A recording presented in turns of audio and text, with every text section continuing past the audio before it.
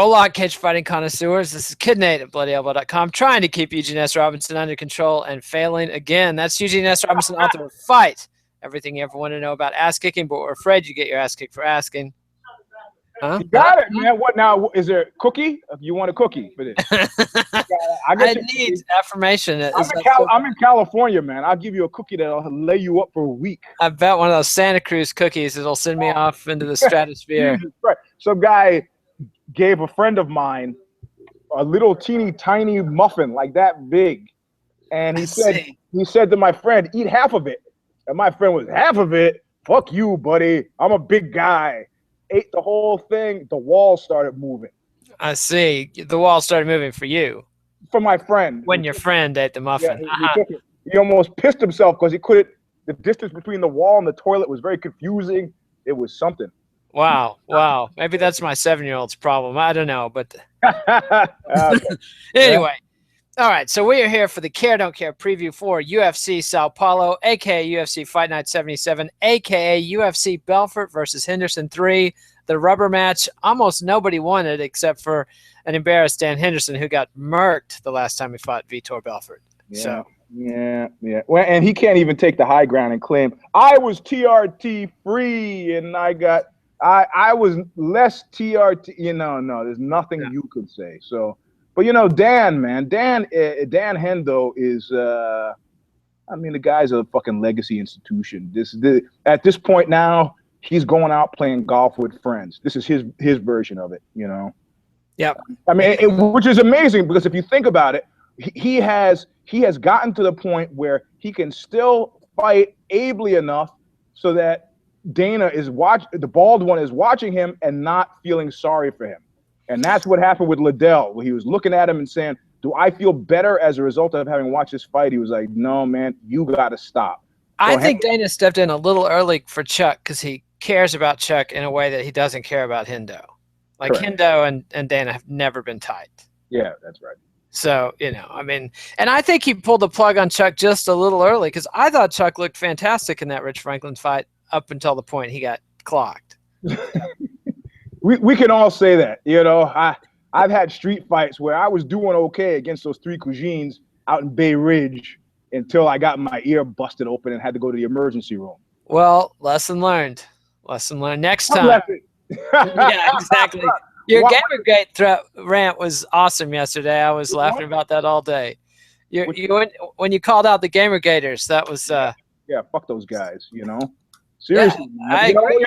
You know what? In the early days of the internet, I would actually show up at your house, Joe Rogan style. Don't fuck around. You can play your games, but you're getting some sort of impotent delight from bullying women. Like there's that woman Mia Matsumiya who wrote even though I'm kind of called bullshit on, she put a page together called Perv Magnet and is now trying to get a book deal to put together 10 years of her pervy rape threatening emails. And it's like, she's a fetish model come live and starts a website called Perv Magnet and is surprised that when she trolls MySpace, OkCupid, that she gets pervs who want to put their penises in her. Okay, whatever. She should be able to do whatever weird thing that she wants, but to do so without understanding that, you're going to attract pervs seems a little disingenuous to me. But every action has an equal and opposite reaction. So correct. Or like the Brazilians say, a drunk man's asshole belongs to the world. How charming, those Brazilians. I just had to work that in because Sorrell is sitting right here next to me.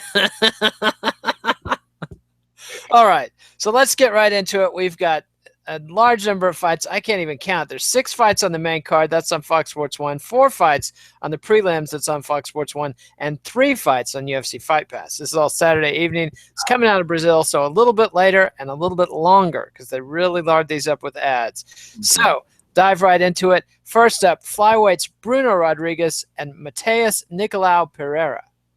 I do not care. Me neither. All right, bantamweight Pedro Munhoz and Jimmy Rivera. Okay, hold on 1 second. The Munhoz pronunciation question? No. Pedro Munhoz and who? Jimmy Rivera. Jimmy Rivera. Do you care about this fight? He says Pedro Munoz is going to knock him out. Does that mean he cares? I guess that means he cares. I'm going to have to go with this is my lifeline to Brazilian fighters. And he says it Munoz, even though it's spelled Moonhose. Is it Munoz or Munoz? Munoz. Munoz. Okay, well then I don't even feel bad about saying it Moonhose. Okay. Pedro Moonhose. All right. So I won't take advice from Sorrell on anything, but here I am writing his picks down because I think he knows what he's talking about. So Pedro. He is Brazilian after all. So yeah, he says he knows Pedro. He doesn't know his opponent, but he says he believes he can knock the fuck out. All right. Well, I'll take that as a vicarious care. To the kid's good. So all right. All right. So welterweight Viscardi Andrade versus Gaston Umalatov. Viscardi Andrade versus Gaston Umalatov. Gaston. And no more cheating and calling in Leopoldo Serrano. I'm not asking Serrano this one. I just said his name very loudly. Really loudly. Repeated it twice and then looked over to the side because he doesn't know. So we don't care. Okay, we don't care. All right, so moving on to the first Fox Sports 1 card. Featherweights, Kevin Souza and Chaz Skelly. Kevin Souza and Chaz Skelly. I don't care. No, me neither.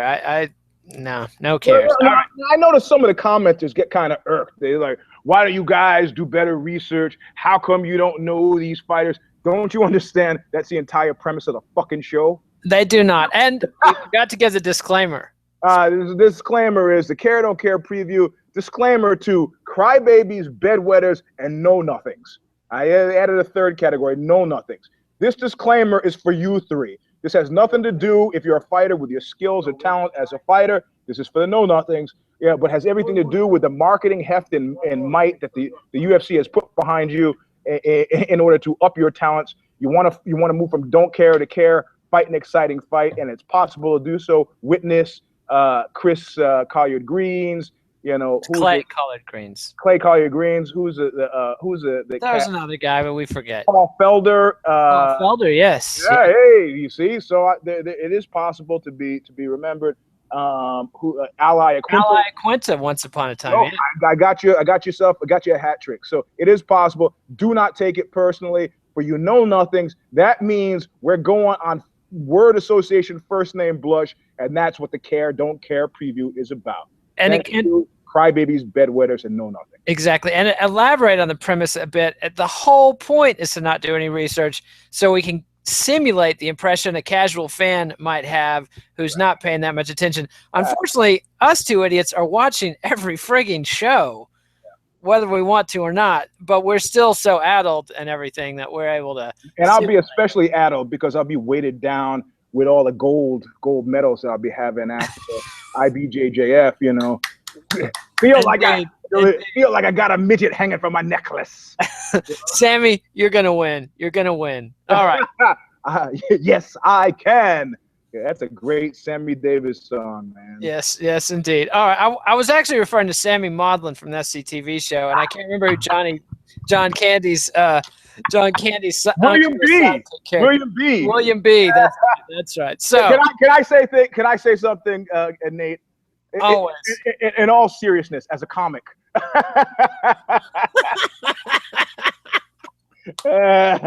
This man right here is a prince. He's a prince. I just can't.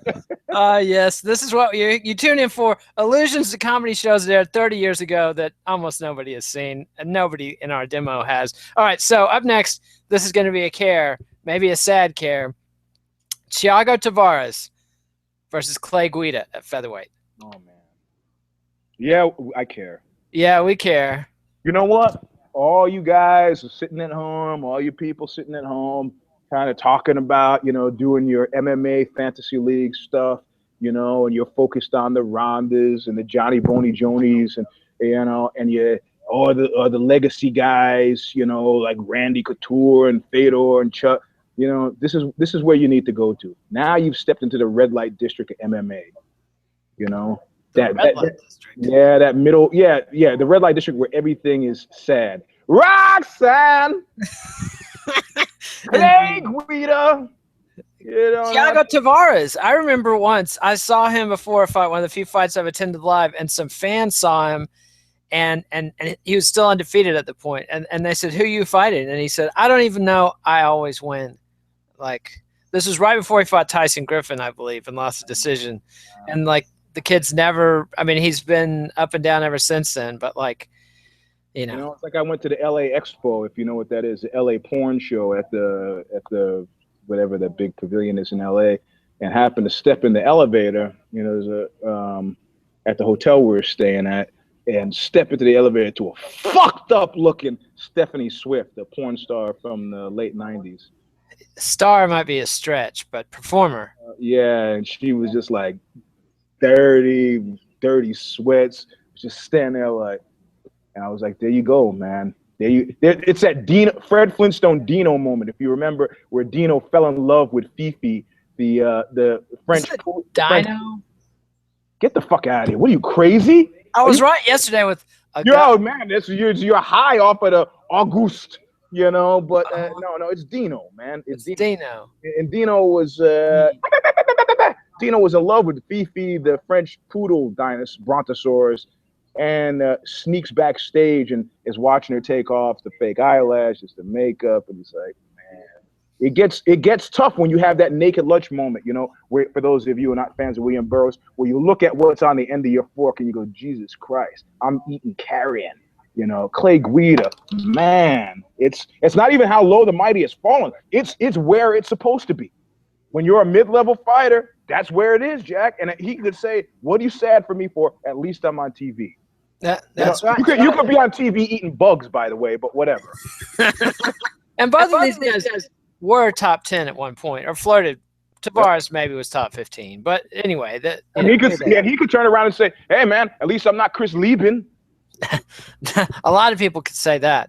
Well, you know, I used to live in a neighborhood where it was a guy with no hands and no feet who used to live in a flower pot, a big flower pot. It was like about 4 feet high and about this. And at first he would start leaning against the flower pot, smoking cigarettes. Now I never knew how he got the cigarettes lit, but he would get these cigarettes lit and he'd be smoking, and he had prosthetics for prosthetic fake feet so he could walk like this, and he, put the cigarette with his nubs at his wrist, and I drive by that guy when I was depressed, and I go, you know what?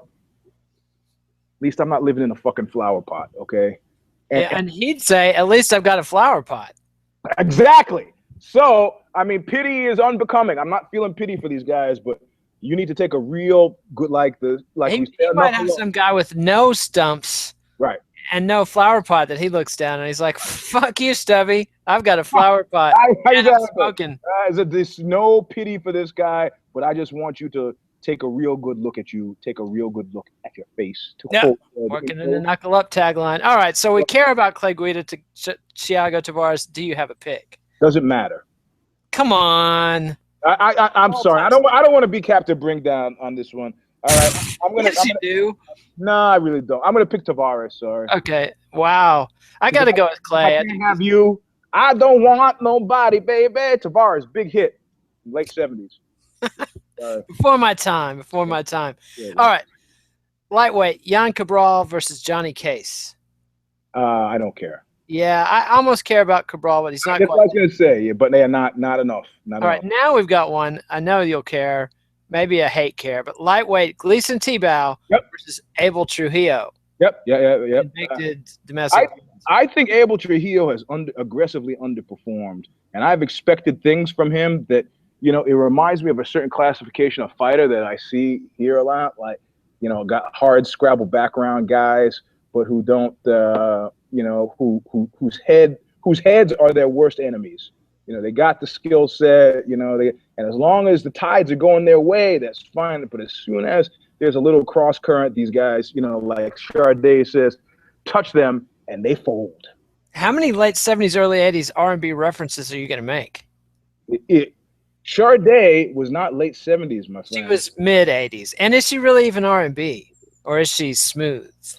Smooth jazz. The Quiet Storm with Charday.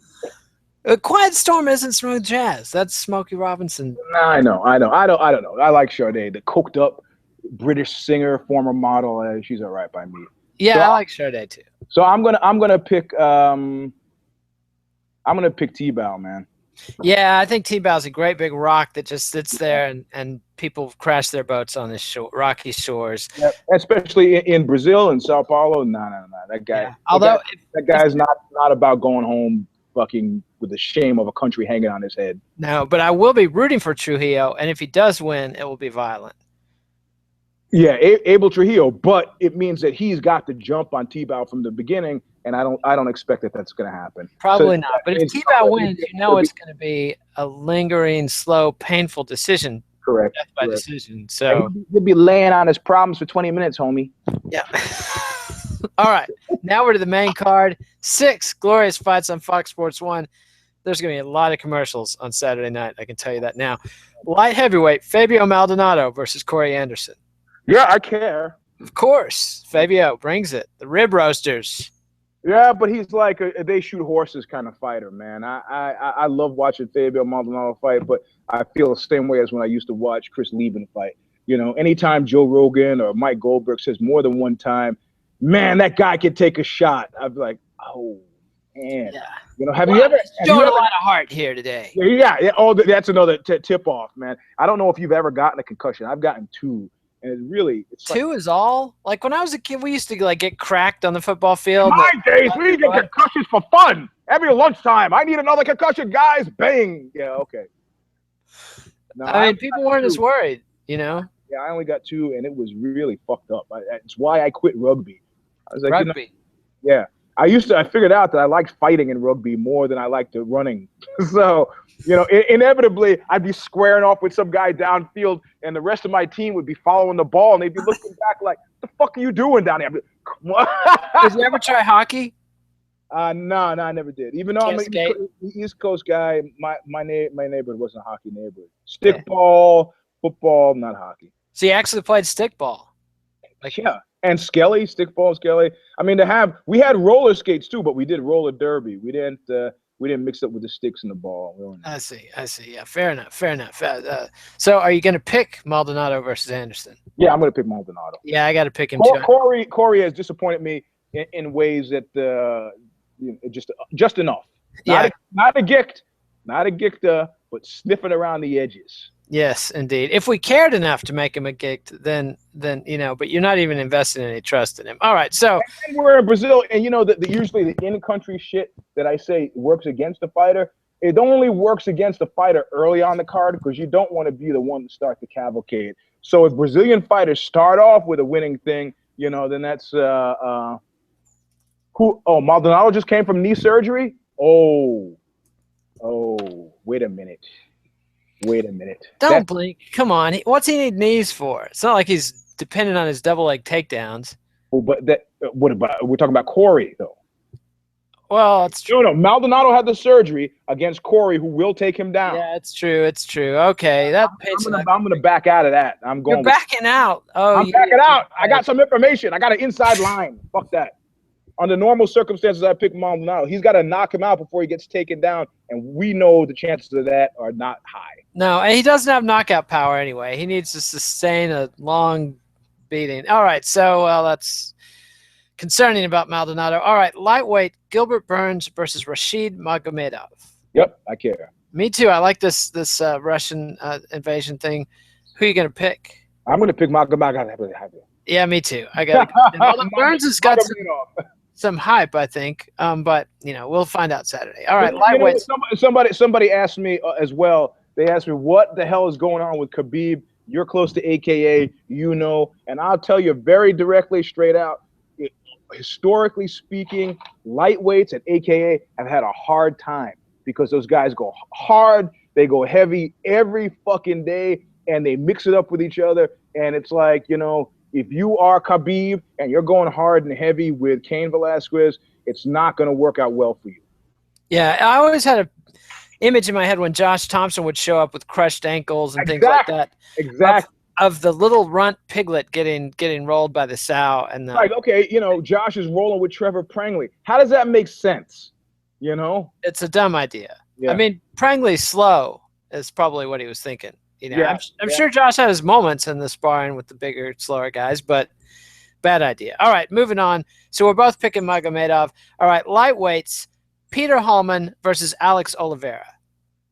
Yep. Do you care? You care? Yeah, I do. How you Really? how you pronouncing Peter? Peter How's he spelling it? with a P? P-E? Piotr. You Peter.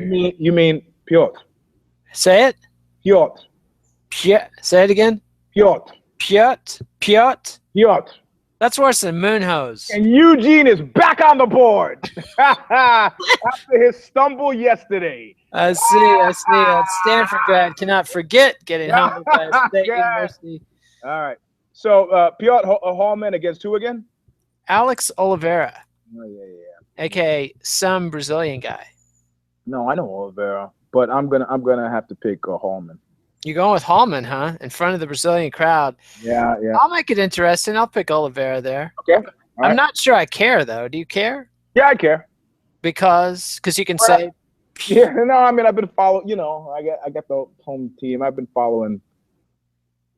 I gotta try to romance up fucking 5 hours of fighting to somebody who's completely sick of fighting. So I was like, oh, look, baby, he's Polish. yeah. Go with nationalism. That's the fundamental drive of fight fans. All right, so moving on, bantamweights: Thomas Almeida and Anthony Burchak. There was a time where I cared about Almeida. I'm gonna have to say no. I don't care. I don't either. And it's nearly the co-main event. Now we're to the co-main event: light heavyweight Glover Teixeira versus Patrick Cummins, aka former Starbucks barista Patrick Cummins. Yep. I care.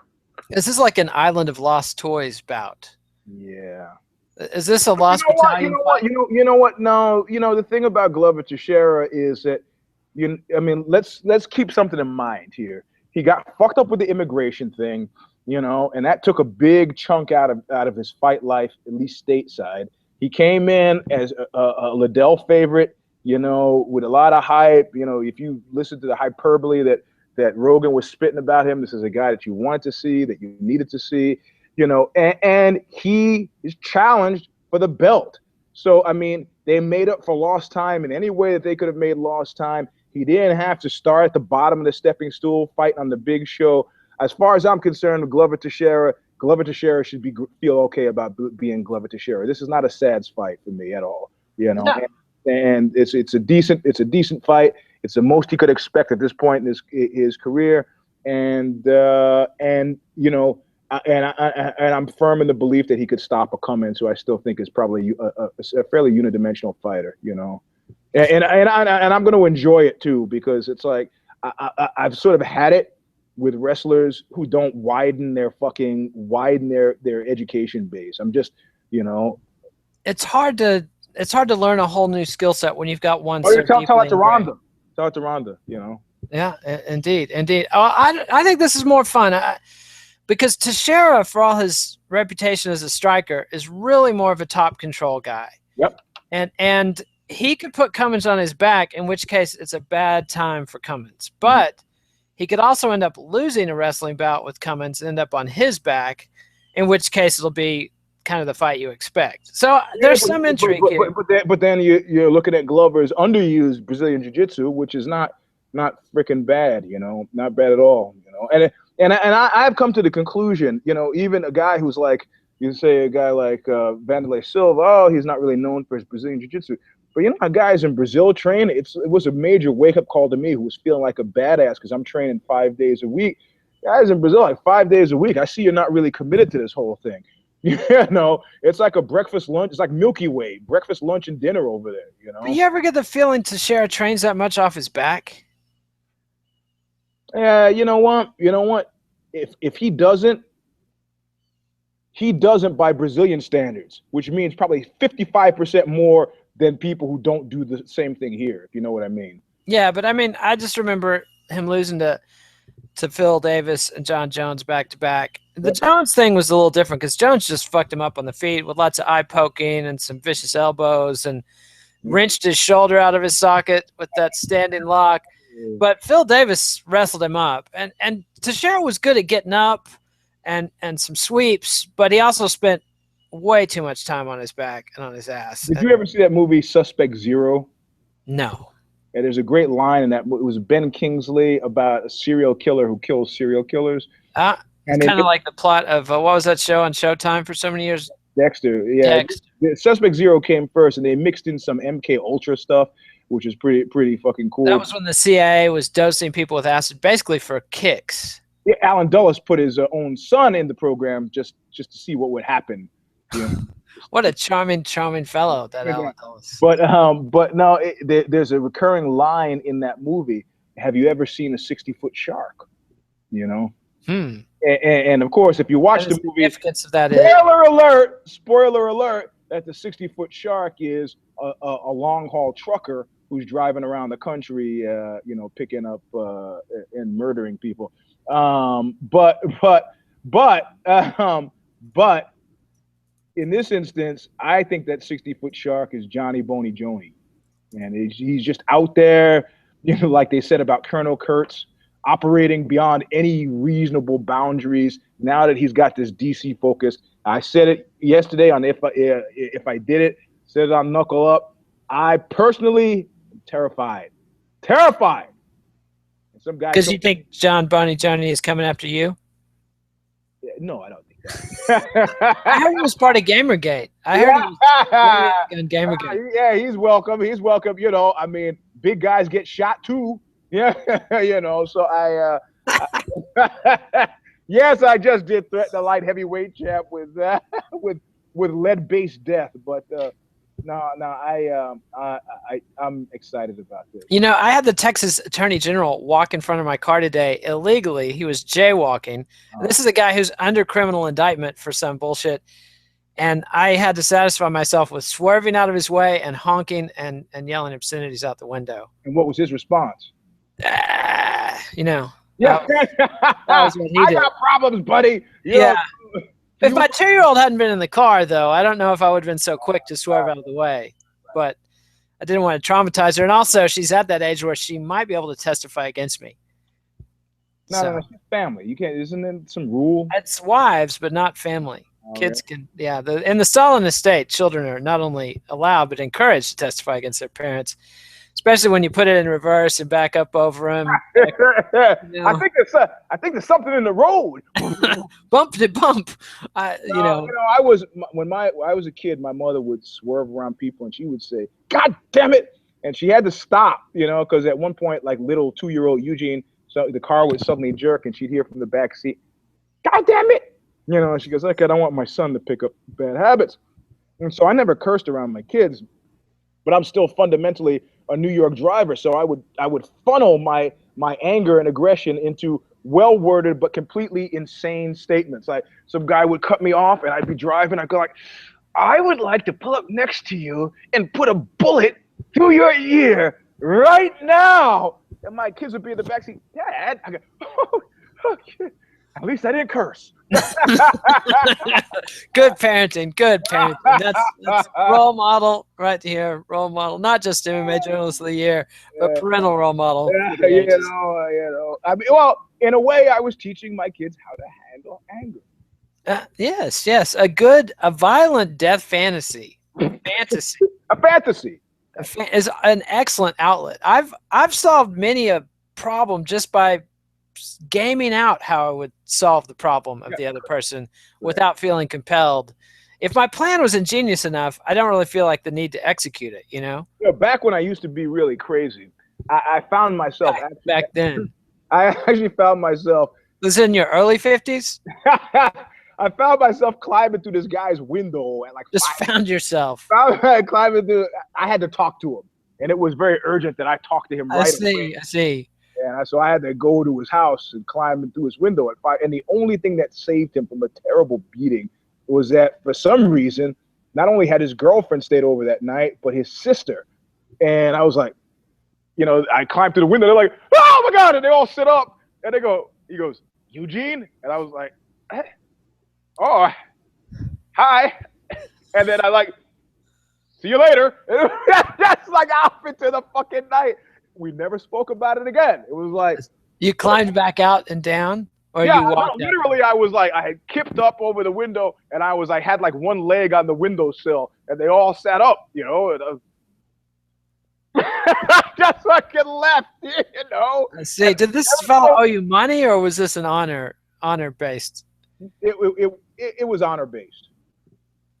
And what had he done? I don't want to talk about it. I see. I Water, see. water under the bridge. I see. You don't want to shame the guy by listing out He's his. he's a good friend now, and I just you know, let bygones be, climbing through the window bygones. I see. I see. No harm, no foul. Let statute of limitation bygones be statute of limitation bygones. You know. Yes, yes. It's good to put these. Are they Instagramming you again? Who's this? The gang there at the Sorrel Academy. I saw the Instagram pic yesterday, and I have to say it didn't reflect the appropriate sober seriousness in which we try to cultivate on the If I Did It show. Oh no, it was serious. I was about to attack.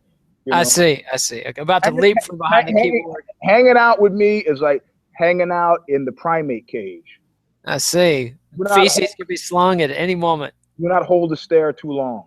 I see. Do not put your hand between the bars. Like that drunken woman, man. I'm so happy that she got her hand bitten off. I'm looking for video for that. I'm not sure it was off. I think it might have been bitten, and then they had to remove it later. Either way, she's now called Lefty, and I'm happy.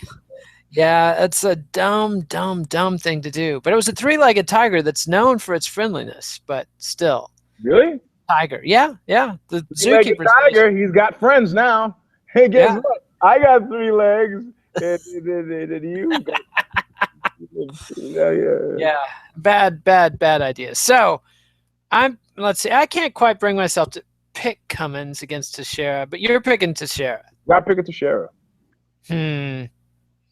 I'll pick Cummins just to get under your saddle. Okay. Yeah. I got to go with Cummins. All right. So now we're at Cummins is there. Cummins is there is because he's fucking old. You know, he came in, you know, helped out, involved one. So, you know, whatever, Jack. And both these guys have derailed Ovin St. Preux. They both got wins over OSP and ruined his good time. So they're trying to get something going in that division. Yeah. All right. Now we're to the Senior League match at the top of the card. Vitor Belfort versus Dan Henderson. MKARP. I talked about it years ago. People told me I was a fucking idiot, and now we're living in that land. Well, we saw Henzo versus Matt Hughes at UFC 112. Do you remember how dire that bout was? Yeah. I mean, that was a great big greasy shit all over the octagon, and it ruined the rest of the card. I mean, it was just embarrassing and awful. I don't think it actually hurts me to think about it, you know. Yeah, and this one, as well as Hoist. Remember the Hoist one? Oh yes, when Matt beat Hoist. But the good thing about that was a hype match. That was a young lion, old lion match. As long as there's a young lion in the cage feasting on the old lion, it still has that appropriate air of renewal. You know, it's the death. It did have that moment where he had him arm barred, and you could see Hoist had made the emotional decision to let that arm go. And just as quickly, you could see Matt Hughes kind of go, you know what? I'm not going to break the legend's arm. I can beat him without this. It was a cool moment. Yes, that was a cool moment. But the Hughes Henzo moment just had pointless old guys beating each other. It was like watching those videos of like 2 70-year-old former football coaches fighting at the awards show. And they're both, you know, you can see they had some power in the punches, but they're so shaky on their wobbly old arthritic knees. I've never seen that. I was thinking about the fight scene from Taxi Driver that occurred at right on the corner where Hudson's Leather used to be at 12th Street and 3rd Avenue, somewhere in the Lower East Side. And the whole rummies are like, and then they fall over, and then one guy drags the other guy behind. You know, that's what I'm thinking. Yeah, and there's some fun to be had there, but it's also a sad. Yeah, you know, there's fun to be had. There's fun to be had pushing old ladies downstairs too. But I wouldn't know about that. I mean, neither. But I saw Kiss of Death, so I'm just going with the old Richard Widmark movie, buddy. Watch it. Great fucking movie. A classic. Do you remember that movie in the 80s with the kid who was in Breaking Away, where he dressed up like Dracula and stuff, and he watched old movies all the time and reenacted the killings? Fade to Black, I believe it was called. I don't remember this. Oh, it was a good one. It was a really creepy one. But he watched that Richard Widmark scene where he pushed the old mom down in the wheelchair down the stairs. Tommy Udo was his name, wasn't it? The character. I can't remember. Yes, squint. He had this great laugh. Richard Widmark was fucking the shit. Yes, it was Fade to Black, 1980, and it starred Dennis Christopher, who Yeah, that guy flamed out. yeah, he did. He probably had a big coke habit. Anytime you see a late 70s, early 80s young actor who didn't add up to anything, Yep. they probably had a taste for the coke. I'm thinking of Midnight Express dude, man. Oh yes, he had more than just a coke habit. He had the heroin and then he had HIV. Ended up having HIV as well. Yeah, because of the needle. Yeah, yeah. Well, he was also aggressively but you know. Yeah. The Turkish prison movie left some questions he felt he had to answer in his personal life, I guess. I've looked at life from both sides now. Sorry. Oh, that's horrible. This one goes out to Yusef Mack and yeah. you know, sweet naive Alexi actually was buying Yusef's story the first time I sent him that story. The way he originally had the question framed, it was as if it was a plausible scenario that you sign on to do a porno movie with chicks and wake up $4,500 in your pocket and a sore ass. I love that, man. I just fucking love that. Yeah, I love when a guy is like, it's like a broken field runner where he's out there suddenly and he's just scrambling, thinking on his feet, and you know he dodges one tackle, but not really. You know, they kind of clip him a little bit, and he's like kind of wobbling, and they clip him a little bit, and then like bang, video proof, and like where he's like fucking holding up a sign, I am not high. Okay. I am not high. What does that mean? Huh? What? Yeah, right. It depends on what your definition of is. I mean, come on, man. Come on, you know. Yeah. Any jaded cynic could see that story was patent. You know, we at one point I was friends with Mr. Marcus, the porn star who was also patient zero in the San Fernando Valley syphilis thing. But he was like at one point, you know, Eugene, he had done this video called "The Luckiest Black Man in America," where he had screwed like 101 women in the video. That sounds like a lot of work. That's exactly what he said. I said, how'd you feel after that? He goes, tired. And he goes, it took me 3 days. It's a lot of work. And I said, well, how many, you know, to get down to basics, how many loads did you blow? He goes, 13. I go, 13? He goes, yeah, 13. I go, 13 in 3 days? He's like, yeah. I go, I could do better than that. He was like, okay, we should have, you know, show me. And I was like, man, how could I actually pull this off? You know, I mean, that's kind of hard to explain to the wife, you know. I would think. Okay. I've been challenged, honey. What kind of message would it send if I backed out of this challenge? And also, I think doing it at home in your own bathroom with your own choice of porn, that's one thing. Yeah, but on the set, under the bright lights. With 101 different women? Yes. And just imagine. You might be able to do it because just the variety would get you over the top, you know? I think the variety of skags and skanks and they actually smelling them and. Okay, well, you've got a place I didn't want to go. You're making eye contact and you just see the sad stories and, you know, the suitcase pimps hanging around. You know what? He's not seeing that. He's seeing a bed, a face, and a port. Clearly, he's not like super you know. No, you compartmentalize in a way that you're just focused. It's like being a race car driver. I never thought being a race car driving was a sport until for an article I drove a fucking race car, a NASCAR car that was heavy. I went around 3 times. I was exhausted. The level of concentration was really off the charts, and it's the same deal with him. I've watched him work. I mean, part of this, spent a day with Mr. Marcus. So we went to the porn set in Venice. It was a lot of work, man. It really was a lot of fucking work. Yeah, it seems intense. You have to bring it, just like you and I have to bring it for this show for 45 minutes to an hour. Just you think it's easy? Like Nina Simone said, you try it. Not exactly. Come on the air with no prep and blab for an hour. I dare you. No prep, really? None prep. Oh man, I've been working too hard.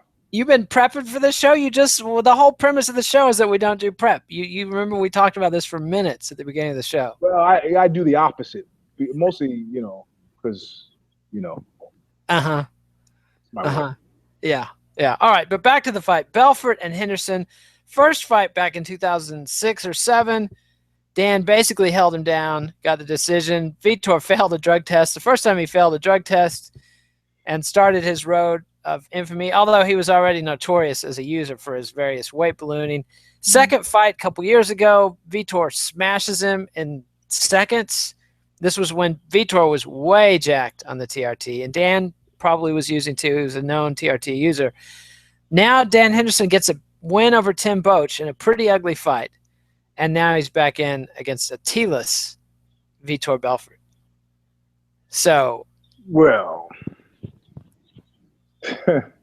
why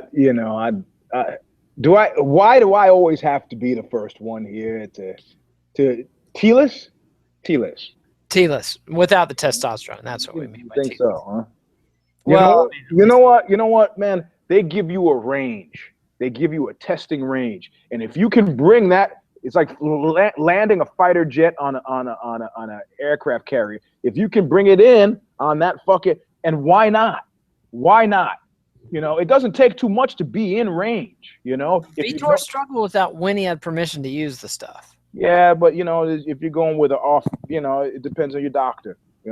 Vitor's one of these guys. I mean, you saw how jacked he got when they were letting him have the tea. I mean, but that's a problem that nobody ever talks about. The problem is what it does to your mind. Where you're like, well, if 2 is good, 4 would be better. What about 8? That 12, okay, Yeah, and self-control around the tea has never been Vitor's strong suit. Yeah, well, and they call it vitamins in Brazil. So yeah, no, I don't want to cast aspersions on a fight that I think is essentially. I don't know, man. I mean, like I said, on Knuckle Up, I really panicked. I'm in panic mode, and somebody was like, "Yuji, CTFD," and after I looked it up, I was like, "Now I'm really panicking. Don't tell me to calm down." But yeah, it's like these are dire times, man. We are seeing the trailings. Think about 2016. What are you excited about? Me? There are only 2 fights. There are only 2 fights I give a fuck about in 2016. Rousey Holm? That's not 2000. Is that 2016? Oh, 2016. No, that's 2015. What fights do we know about in 2016? We know about Lawler Condit. You got to be excited about that. I'm talking about Ronda and Cyborg. Okay. And John Jones and DC. That's it. Right now, on the face of it, if you're going to tell me you're excited about anything else, you're either looking at. I'm excited to see Chris Weidman clean out his division. You're looking at either a defeated Conor McGregor in 2016, or or a triumphant Conor McGregor moving up to lightweight. Yep, that's a possibility. That could be a lot of fun. So he moves up to lightweight, and then who do you care about him fighting? Anybody. I'd love to see him against Pettis. Sean Shelby. Silence. In the silence. Yeah, but he won't be messing around at the bottom of the division. He's going right to the top. The bigs, Bendo. I mean, it would put new vigor into any of the lightweight guys. RDA, of course. If the Eagle could get healed of his various injuries, But I hear you talking. See your lips moving. I'm not feeling any enthusiasm for this. Oh well, that's talking about a whole year, 365 days of 2016. I will not be dissuaded from the panic. I cannot calm down. You got to show me a skid that's going to inspire a little bit more confidence in 2, possibly 3 fights. Well, there's a whole vista ahead. Plus, Johnny Hendricks could be mounting a comeback. Yeah. You know what? When I'm looking at Bellator, going, hey. Maybe Michael Venom Page likes he fights somebody tough. Yeah, right. Ken Shamrock against what?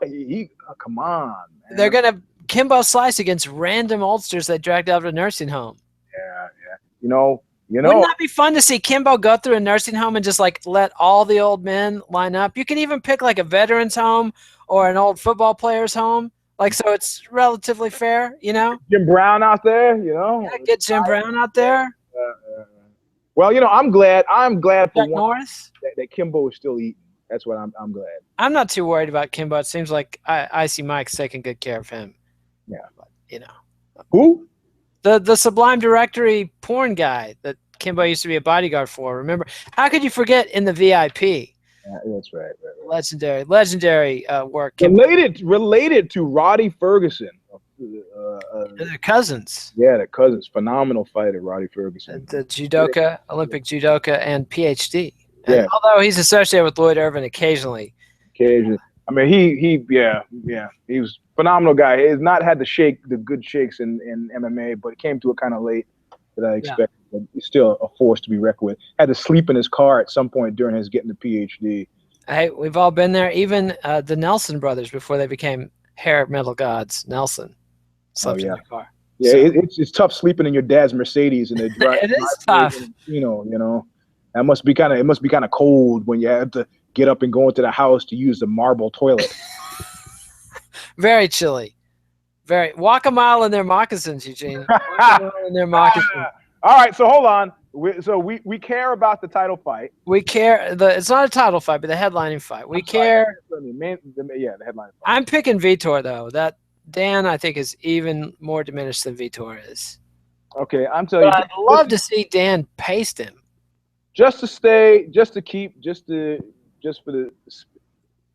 Keep in mind what I'm saying. For the spirit of the hunt, the spirit sportsmanship, I'm going to pick Dan just for fun. That means if Dan loses, that means you're picking both sides in the fight again. That's what that means. No, it means heads I win, tails you lose. No, it means on Monday if Dan loses, I don't want to hear any fucking chortling. The comments. Eugene, you got it wrong. I'm pre-acknowledging that this is a sentimental pick for me. Everybody will be too. Nobody's gonna make fun. Everybody will be having a sad if Dan loses again. There's no fun in making fun of Dan Henderson losing.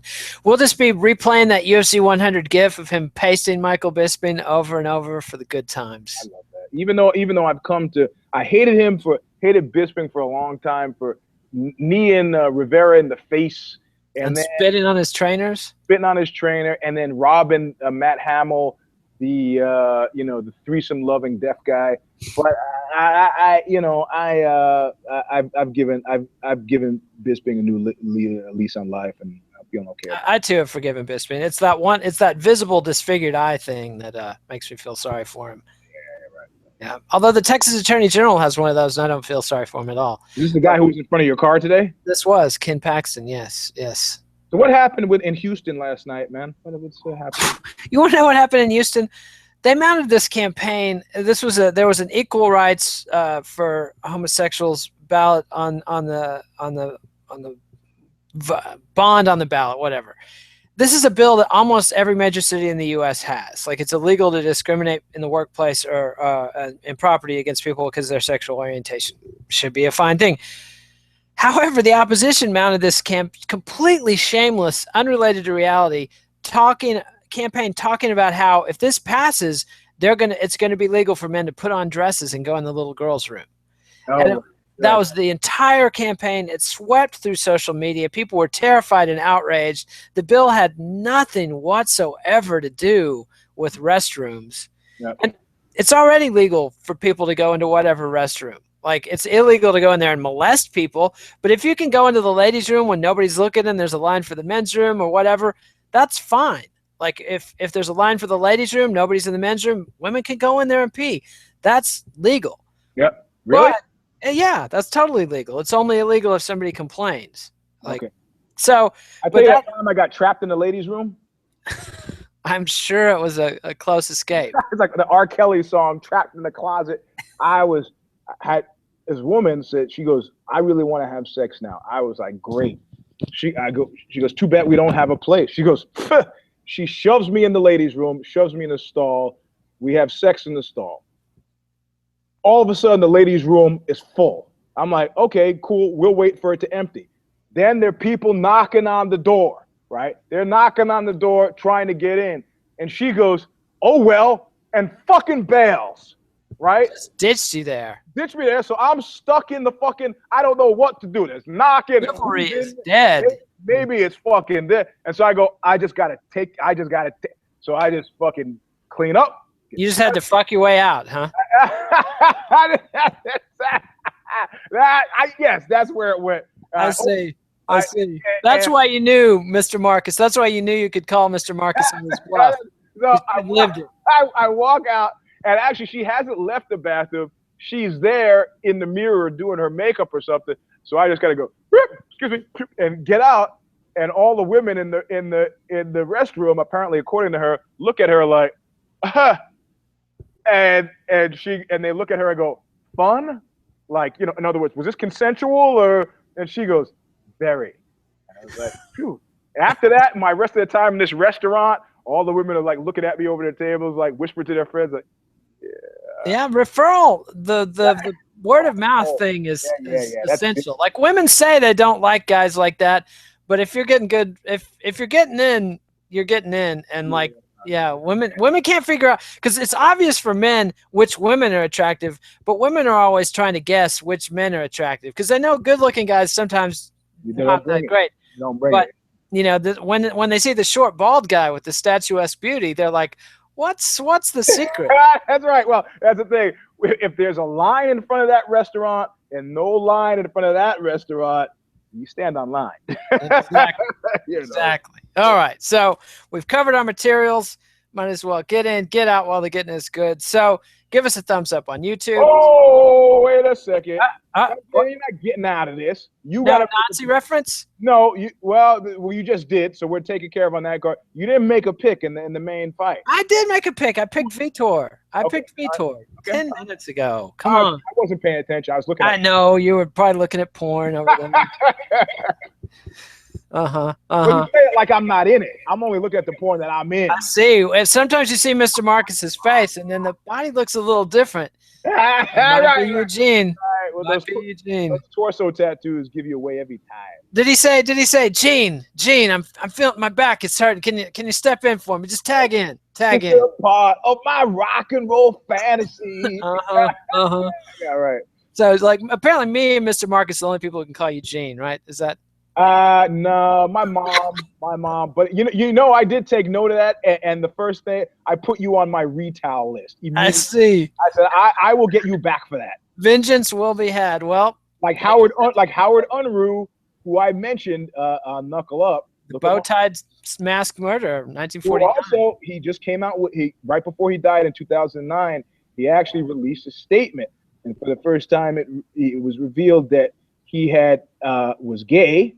And that he was also an incest survivor. Apparently, he and his mother had the thing. Wow. That's an ugly note to end the show on, but here we are. Give us a thumbs up on YouTube. Subscribe to MMANation.com on YouTube. Follow us on Twitter, @KidNate, @Eugene S. Robinson. You can read me at BloodyElbow.com. You can read Eugene at Aussie.com. Sometimes on Vice's Fightland. Oh, I got a piece up today. I'm going to post it in the next 30 seconds in the quietest on great movie fight scenes. All right, so we'll look forward to that. If you're on my Twitter feed, you'll get it in 3 minutes. So. All right, and Zane's going to have a Bellator vivisection later today. Eugene's trying to get the meme going, and Zane, Connor, and Dallas will be back with the MMA vivisection. About that guy. Now we're talking about the UFC Fight Night. Zane and I will be back on the 6th round on Saturday night, and Eugene will be shooting Knuckle Up live, loaded down with gold medals after his triumphant victory at whatever grappling event he's at. IJJF Worlds, baby. Feel like I got a midget hanging from my necklace. And from there, we'll be sliding into the Holly Holm Ronda Rousey excitement all week long. Don't care sections if I did it the whole bit. So, adios MMA aficionados. We'll see you next time. Thanks, Eugene. Later, man. Bye.